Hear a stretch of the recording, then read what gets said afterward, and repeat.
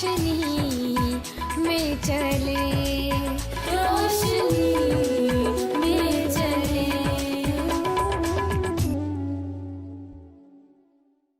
ناظرین، پروگرام کلام کی روشنی میں ہم آپ کو ایک مرتبہ پھر خوش آمدید کہتے ہیں، اور ہم بہت شکر گزار ہیں کہ ہمارے ساتھ آج پادری فریڈرک جان موجود ہیں، اور ہمارا آج بہت ہی خاص ٹاپک ہے جو کہ معجزات کے حوالے سے ہے۔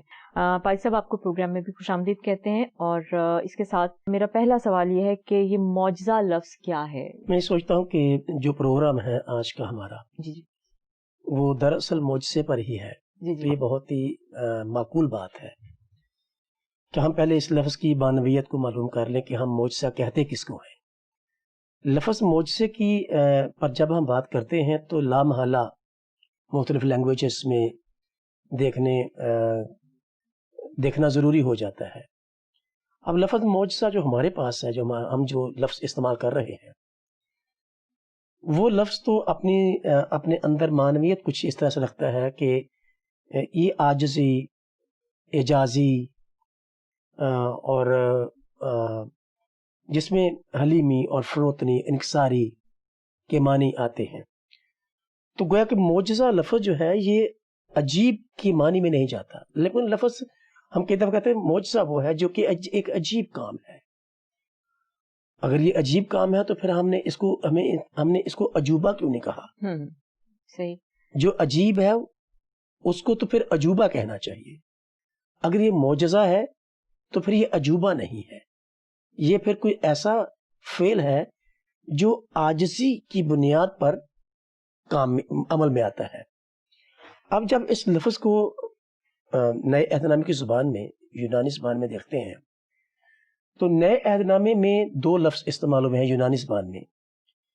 پہلا لفظ جو یونانی انجیل میں استعمال ہوا ہے وہ ڈونامس ہے، جو کہ یونانی زبان کا لفظ ہے، جس سے ہمارا انگریزی زبان کا لفظ ڈائنامائٹ نکلا ہے۔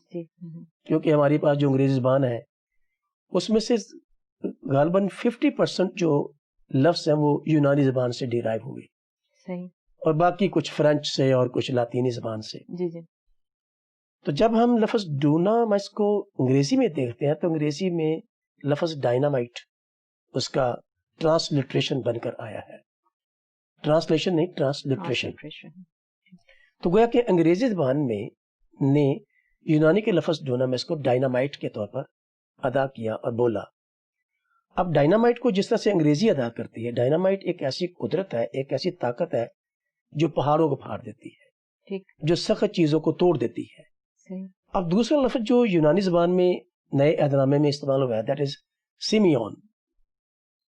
اور سیمیون کے لیے جب انگریزی نے اس کا ترجمہ کیا ہے یونانی زبان کے لفظ سیمیون کا، تو اس کا ترجمہ انگریزی زبان نے سائن اور ونڈر کے طور پر کیا ہے کہ سیمیون از اے سائن، سیمیون از اے ونڈر۔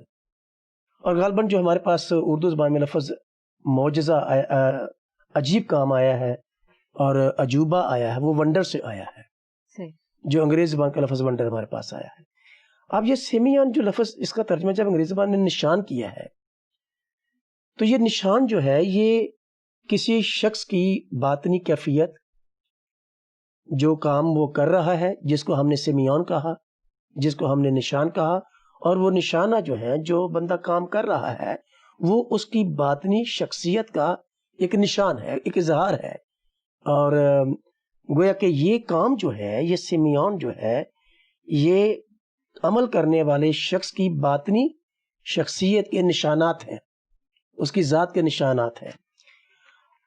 کنکلوڈنگلی میں یہ بات کہنا چاہتا ہوں کہ معجزہ لفظ جو ہے وہ جس پر معجزہ ہوتا ہے اس کی عاجزی کی بنیاد پر ایک کام عمل میں آ جاتا ہے۔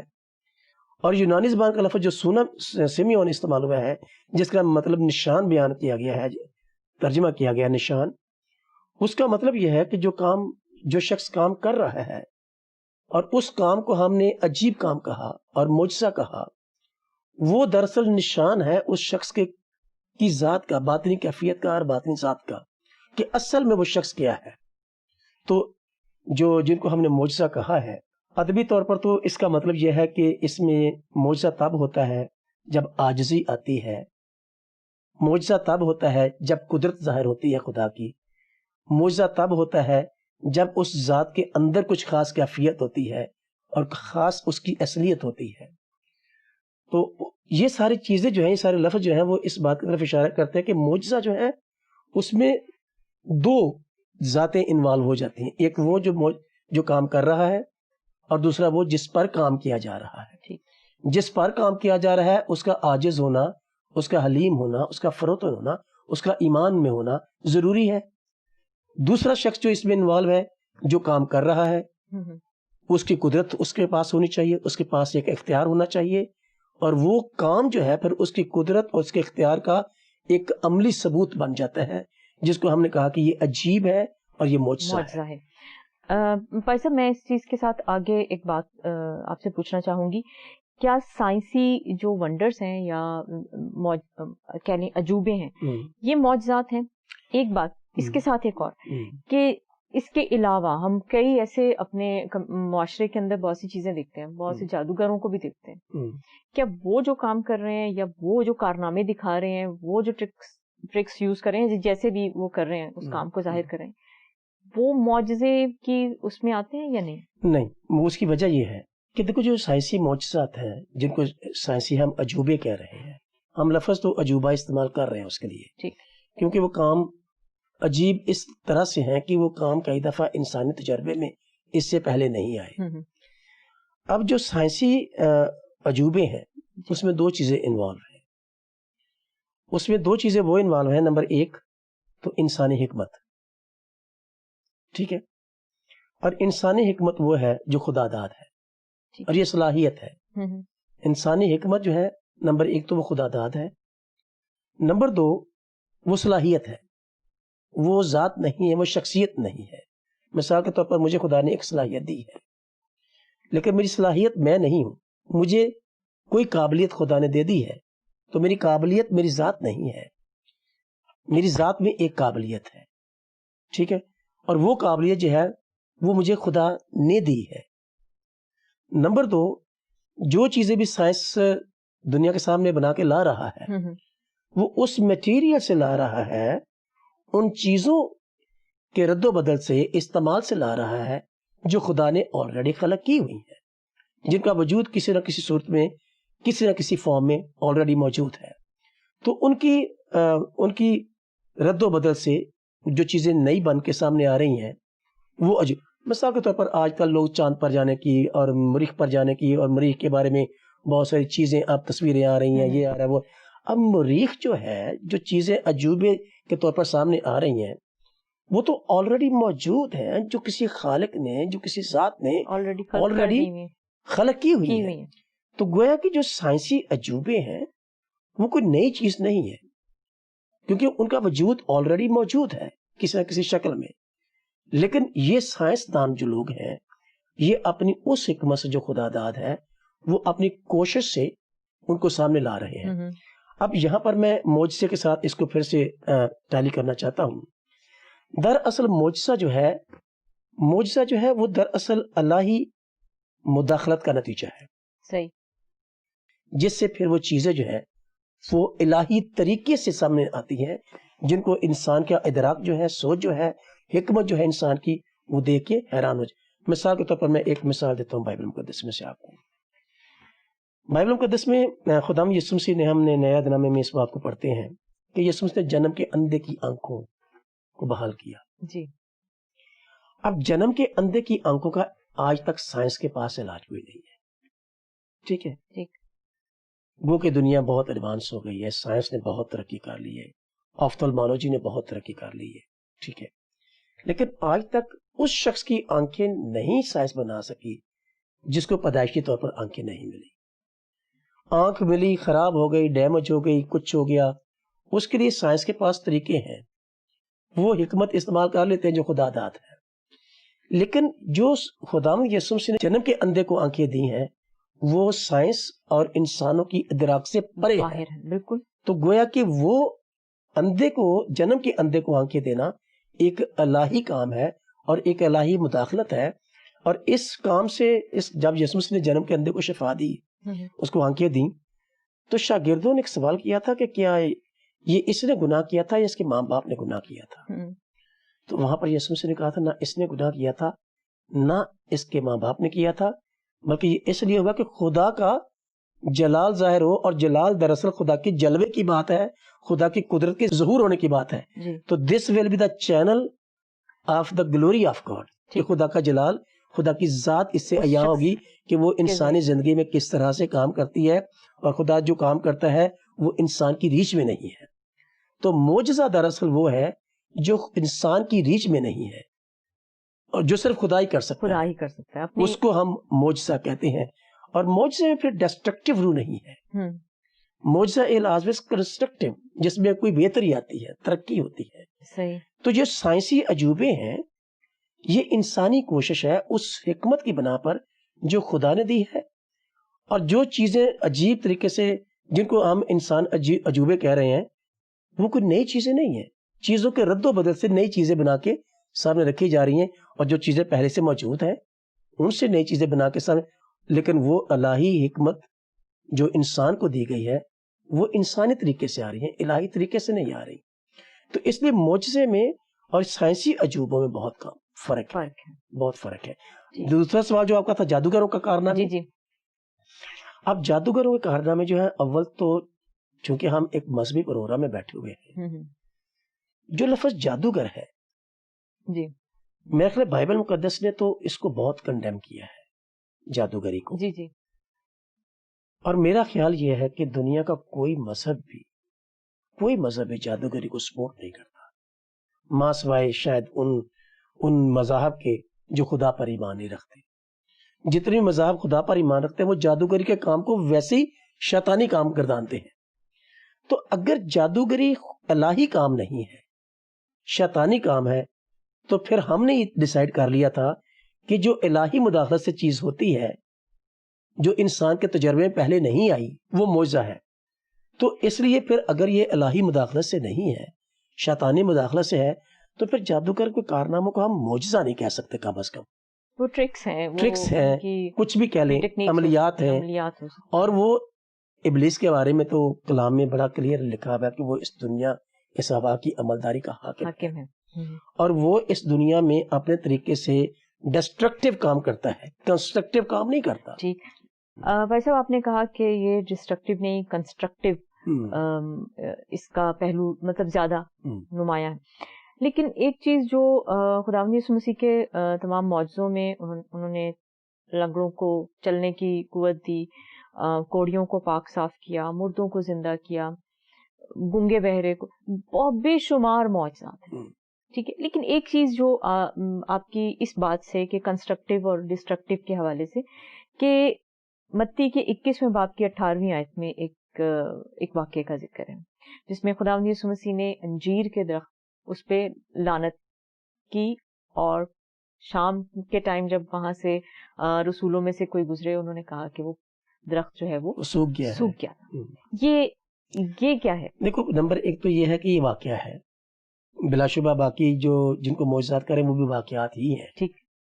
یہ بھی ایک واقعہ ہے، لیکن نہ تو رسولوں نے کبھی اس کو معجزہ کردانا، نہ مسیحی علماء نے کبھی اس کو معجزہ کہا، بلکہ اس کو ایک واقعہ ہی گردانا گیا ہے ہمیشہ. اور اس کے ہونے کی جو مزاج ہے اس کے پیچھے جو اس کا بے پھل ہونا ہے. ٹھیک ہے. پرانے عہد میں بے شمار ایسے واقعات ہیں کہ لوط کے زمانے میں شہر پر تباہی آئی. ٹھیک ہے. وہ معجزہ نہیں تھا، وہ ایک واقعہ تھا. نوح کا طوفان جو ہے وہ بھی اس کا اسی طرح کا ایک واقعہ ہے. یہ بھی اس کو ہی. دراصل یہاں پر یسوع مسیح کا کوئی انجیر کے درخت کے ساتھ دشمنی نہیں تھی. ٹھیک ہے. لیکن میں ایک بات اس کے ساتھ ایک اور بات بھی میں آپ کے ساتھ کروں. ایک تو یہ تھا کہ انجیر کے درخت پر لعنت، دوسرا یہ کہ ایک شخص میں سے بدروہیں نکالی اور وہ لشکر تھا، اور وہ لشکر جو ہے وہ سوروں کے غول میں چلا گیا. ٹھیک ہے. اور وہ غول جو ہے وہ تباہ ہو گیا. یہ چیزیں جو ہیں یہ بہت مطلب کئی دفعہ غیر مسیحی لوگ جو ہیں اس کو بہت اچھا. یہ دونوں واقعات جو ہیں ان کی جو اپروچ ہے وہ ڈیفرنٹ ہے. میں پہلے اس پر بات کر لوں اور پھر میں اس پر بات کرتا ہوں. اس کا جو مزاج ہے اس واقعے کا، جس میں یسوع مسیح نے اس انجیر کے درخت پر لعنت کی تھی، دراصل خداوند یسوع مسیح کی زندگی میں یہ بات بڑی نمایاں رہی ہے تعلیمات میں کہ انہوں نے ریاکاری پر بہت زیادہ کنڈیم کیا، ملامت کی. ٹھیک ہے، وہ درخت علماء اس بات کی تشریح جب کرتے ہیں، تفسیر کرتے ہیں، میرا ذاتی خیال بھی یہی ہے کہ وہ درخت جو ہوتا that was a symbol of the Hippocrates. اچھا ٹھیک ہے، صحیح. ریاکاروں کی زندگی جو بے پھل ہے، جس میں دکھاوا ہے، جس میں ظاہر داری ہے، وہ درخت بظاہر بڑا ہرا بھرا تھا. اور اگر آپ انجیر کے درخت کی بوٹینیکل اس کے سٹیٹس کو دیکھیں، میں نے انجیر کے درخت کا خود جائزہ لیا ہے. جب میں لاہور میں تھا تو وہاں پر ہمارے گھر کے پیچھے ایک پودا تھا انجیر کا. میری آبزرویشن اس کے اوپر یہ ہے، اور اسٹڈی بھی انجیر کے درخت کی یہی بتاتی ہے کہ انجیر کا درخت سارا سال گنجا رہتا ہے، اس کی شاخیں بالکل گنجی رہتی ہیں، کوئی پتا اس کے اوپر نہیں ہوتا. لیکن جب اس کی شاخوں پر پھل پھوٹتا ہے تو اس کے اوپر پتا نکلتا ہے. پہلے پھل پھوٹتا ہے شاخ پہ، پھر جہاں پھل پھوٹتا ہے وہیں پر پتا نکلتا ہے، اور وہ پتا جو ہے اس پھل کو کور کرتا ہے. تو اس درخت میں پتے تھے، پھل نہیں تھا.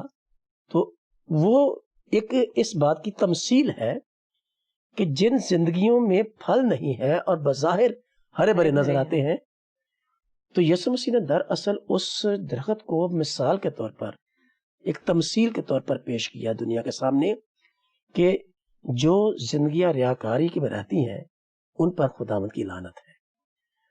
اس پر کر کے تو یسوع مسیح نے شاگردوں کے سامنے ایک تمثیل رکھ دی تھی. میں تو اس کو معجزے کے بجائے زیادہ تمثیل گردانتا ہوں. لیکن سر میں صرف اس وجہ سے اس کو معجزے کے حوالے سے بات کری ہوں کہ آپ نے جیسے کہا کہ جو کام کر رہا ہے اس کی قدرت کا ظاہر ہونا جو ہے، تو یہ خدا کی قدرت ہی تھی کہ وہ درخت سوکھ گیا. ٹیچنگ پہلو تھا زیادہ اس میں. ٹھیک ہے، اس میں ٹیچنگ پہلو ہے زیادہ. ٹھیک. اس میں معجزاتی پہلو نہیں ہے. ٹھیک. اس میں قدرت، اس کا اختیار تو ہے، اس کا اختیار تو ہر چیز پر ہے. صحیح. اگر وہ بناتا ہے تو وہ توڑتا بھی ہے، پیدا کرتا ہے تو مارتا بھی ہے، لے بھی جاتا ہے. ٹھیک ہے، یہ اس کا اختیار ہے، اور یہ اس کا تعلیمی اختیار ہے اور تمثیلی اختیار ہے. میں تو اس کو اس طرح سے سمجھتا ہوں کہ یہ واقعہ ہے جو کہ تعلیمی اور تمثیلی ہے.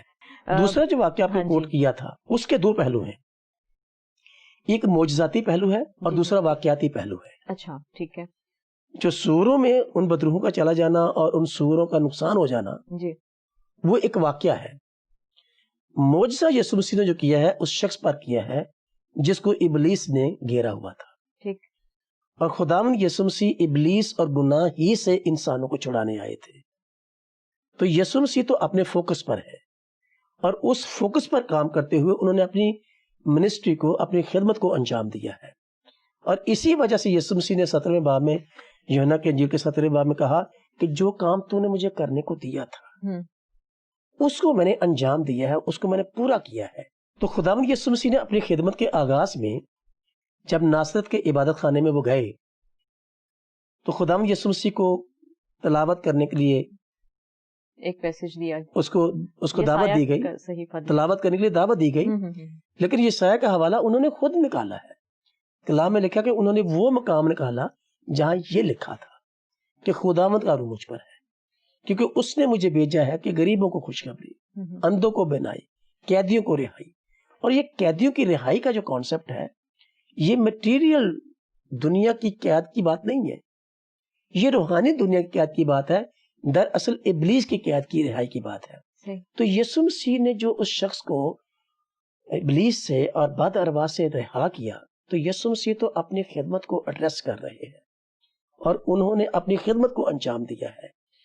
اب وہ جو بدروہیں ہیں، جیسا میں نے پہلے کہا کہ وہ تو ہمیشہ ڈسٹرکشن کرتی ہیں، تو جب وہ بدروہیں اس میں سے نکلی تو انہوں نے جو ریئیکٹ کیا، اس کے ریئیکشن میں جو کچھ بھی انہوں نے کیا وہ ان کا فیل تھا، جس کے نتیجے میں وہاں نقصان ہوا.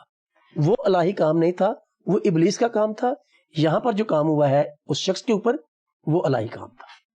لیکن بھائی صاحب، جو سوال اس میں پیدا ہوتا ہے ایک اور، وہ یہ کہ ہمارے کچھ بھائی ہیں وہ یہ کہتے ہیں کہ جی یہ کسی کا کاروبار بھی تھا، اس بزنس کا لاس ہوا، تو کیا یسوع یہ چاہتا تھا کہ ان کا لاس ہو؟ نہیں نہیں نہیں، یہ نہیں چاہتا. Not at all. ٹھیک ہے نا. اس کی ریزن یہ ہے کہ دنیا میں تو روز حادثات ہوتے ہیں,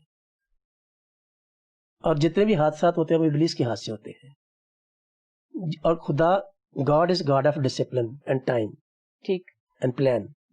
وہ ہر کام کو ترتیب سے کرتا ہے کیونکہ خدا ترتیب کا خدا ہے. خدا دنیا میں حادثات نہیں کرتا. حادثاتی کام جتنے بھی ہوتے ہیں وہ ابلیس کے ہوتے ہیں.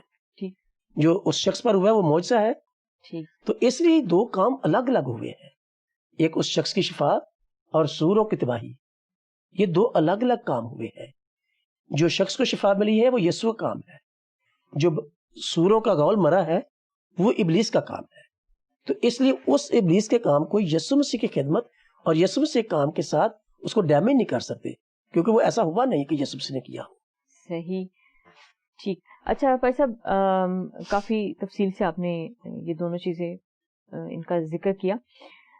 کچھ لوگ کہتے ہیں کہ اناجیل جو ہیں ان میں درج واقعات ہیں, اور یہ معجزات جو ہیں یہ صرف یسوع کی شخصیت کو پرومیننٹ کرنے کے لیے یا ان کو یہ ظاہر کرنے کے لیے لکھے گئے ہیں کہ وہ چونکہ یہ اپنے بیان کے مطابق خدا کے بیٹے ہیں, تو یہ چیزیں ان سے ان کے ہاتھوں سے یہ معجزات رونما ہوئے.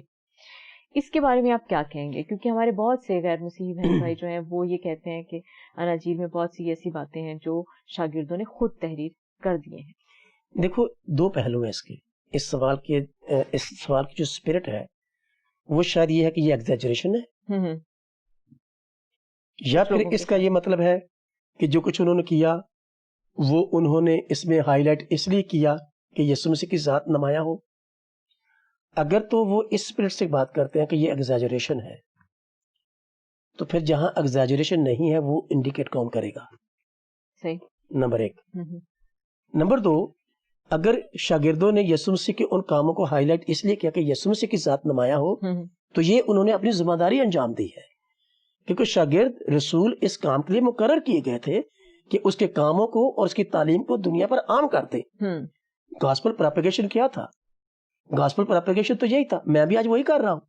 ٹھیک ہے. یسوع مسیح کی تعلیم کو, یسوع مسیح کے کاموں کو دنیا کے سامنے رکھ کے تو یسوع کے ساتھ کو پیش کر رہا ہوں. میں آج میں اگر معجزات کی بات کر رہا ہوں, یسوع کے معجزات کی, تو میں یہی کر رہا ہوں. تو میں اس کے معجزات کا ذکر کر کے اسے پیش کر رہا ہوں, اسے ہائی لائٹ کر رہا ہوں دنیا کے سامنے. تو شاگردوں نے بالکل بجا کیا. رہی بات ایگزیجریشن کی, وہ کون ڈیسائیڈ کرے کہ یہ ایگزیجریشن ہے اور یہ ایگزیجریشن نہیں ہے؟ جبکہ یوحنا رسول نے جب اپنی انجیل میں اس بات کا تذکرہ کیا, اگر آپ دیکھیں اس حوالے کو کہ جہاں پر خدا یوحنا رسول نے اس بات کا ذکر کیا, دیکھیں ذرا یوحنا کی انجیل اس کا 20واں باب اور اس کی 30ویں اور 31ویں آیت میں پڑھ دیتا ہوں اپنے سامعین کے لیے, ناظرین کے لیے.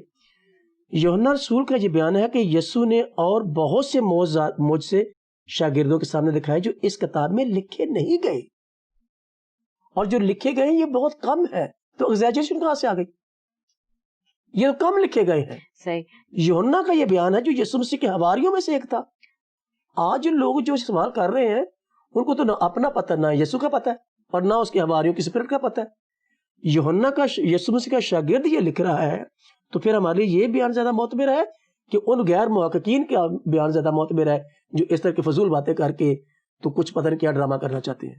صحیح. کچھ لوگوں کا اس سے کوئی مطلب بنتا نہیں ہے کہ ایگزیجریشن اس صورت میں ہوتی ہے کہ یہ چیز ایک سامنے پڑی ہے, اس کو آپ بھی دیکھ رہے ہو, میں بھی دیکھ رہا ہوں. جی. میں کہتا ہوں یہ پانی ہے, تو آپ کہتے ہیں نہیں جی یہ تو جامع شیریں ہے, تو آپ نے اس کو جامع شیریں کہہ کے تو ایگزیجریٹ کر دیا ہے. ٹھیک ہے. تو جبکہ یہ پانی ہے, تو گویا کہ یہ چیز ہم دونوں کے ایکسپیرینس میں آئی ہے, تو دیکھنے والا تیسرا بندہ کہے گا نہیں انیلا جو ہے یہ ایگزیجریٹ کر رہی ہے, ان کے تو یہ بات تجربے میں نہیں آئی. اور جس کے تجربے میں آئی ہے وہ کہہ رہا ہے کہ بہت سارے معجزے اور دکھائے جو اس کتاب میں لکھے نہیں گئے, اور جو لکھے گئے ہیں ہم ان کو کہہ رہے ہیں کہ یہ ایگزیجریشن ہے. یہ تو بڑی عام کانہ بات ہے. بھائی صاحب ایک سوال اور ہے, اور وہ یہ کہ بائبل مقدس میں دیگر انبیاء کے معجزات کا ذکر بھی ہے, اور پرانے عہد نامے میں, اور اس کے بعد یسوع مسیح کے معجزات کا ذکر ہے. اس کے علاوہ اب بھی کئی معجزات ہم دنیا میں ہوتے ہوئے دیکھتے ہیں. ان سب چیزوں میں کیا فرق آپ دیکھتے ہیں ان تمام معجزات میں؟ آپ کیا اس کو کیسے ایکسپلین کریں گے؟ کیا فرق ہے اس میں؟ دیکھو معجزات تو وہی ہیں جس میں خدا مداخلت کرتا ہے. ہم نے شروع میں اس بات کو طے کر لیا.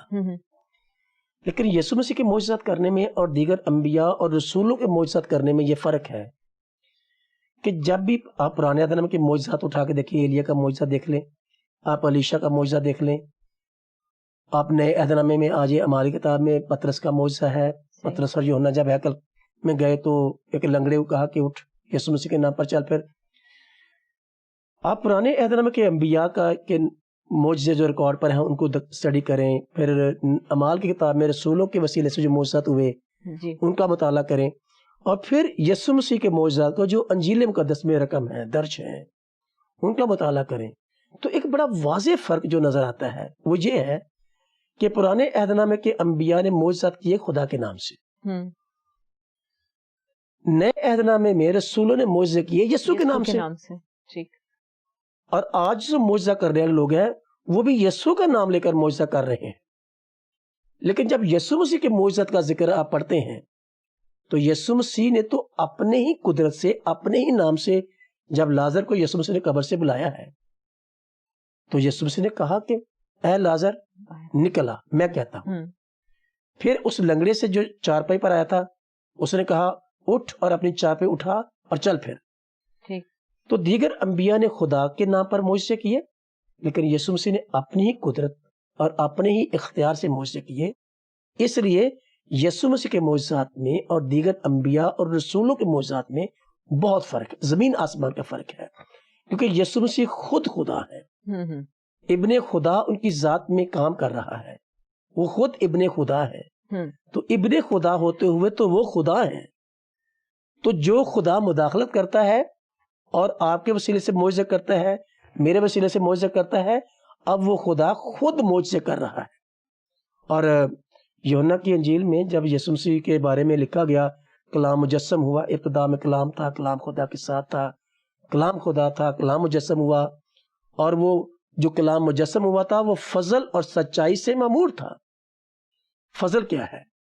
فضل is the character of God. سچائی کیا ہے؟ سچائی is the spirit of God, the nature of God, the essence of God.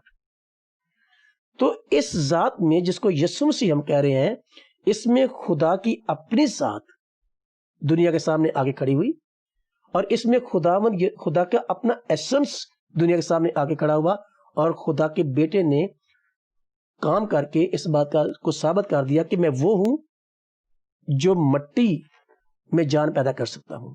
جنم کے اندھے کو جب یسوع مسیح نے آنکھیں دی تو اس نے یہ ثابت کر دیا کہ میں وہی ہوں جس نے ازل میں، شروع میں آدم کو مٹی سے بنایا تھا. پھر یسوع مسیح نے پانی پر چل کر اس بات کو ثابت کر دیا کہ میں وہی روح ہوں جو شروع میں پانیوں پر جنبش کرتی تھی. تو یہ تو وہ ذات ہے جو خود خدا ہے.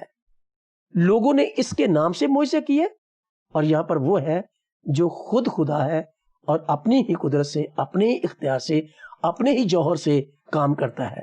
اور وہ اتنے پرفیکٹ ہوتے ہیں کہ کبھی کمزوری نہیں ہوتی اس میں. بالکل. اور میں یہ بات کہوں گی کہ بہت سے ہمارے دوست جو ہیں، غیر مسیحی دوست، جو یہ سوال کرتے ہیں عموماً کہ ہر نبی کے پاس ایک ٹیلنٹ اور ایک توڑا کہہ لیں یا ایک قوت تھی جو اس کو عام انسانوں سے مختلف بناتی تھی، اور حضرت عیسیٰ کے پاس ایک ٹیلنٹ تھا کہ وہ مردوں کو زندہ کرتے تھے. تو میرے خیال میں یہ جواب ان کو، تسلی بخش جواب ان کو ملا ہوگا پادری فریڈرک جان کے وسیلے سے کہ ان کے پاس ٹیلنٹ نہیں تھا، یہ ان کی اپنی قدرت تھی، جو اپنا جوہر تھا، جو جس کے وسیلے سے یہ تمام معجزات جو ہیں وہ رونما ہوئے. ٹھیک ہے بھائی صاحب، آپ کا بہت بہت شکریہ. پروگرام کلام کی روشنی کی ٹیم آپ سے اجازت چاہتی ہے. ہماری ٹیم کو اپنی دعاؤں میں یاد رکھیے گا. خدا حافظ. آؤ ہم خداوند کی روشنی میں چلے.